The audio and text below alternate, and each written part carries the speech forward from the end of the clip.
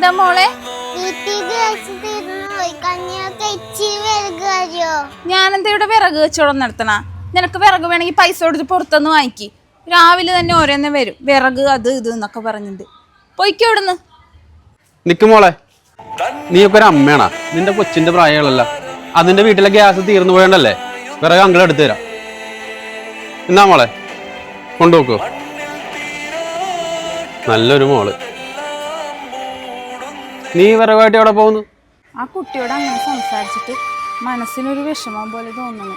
ഈ വിറക് കൂടി കൊണ്ടുപോയി അവൾക്ക് കൊടുക്കാന്ന് ഓർത്താ. ആ നല്ല കാര്യം. എന്നാ കൊടുത്തിട്ട് വാ.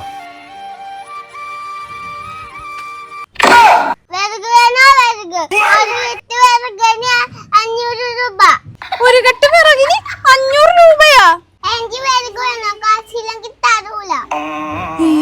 എന്റെ വിറക് എനിക്ക് തന്നെ വിൽക്കണ?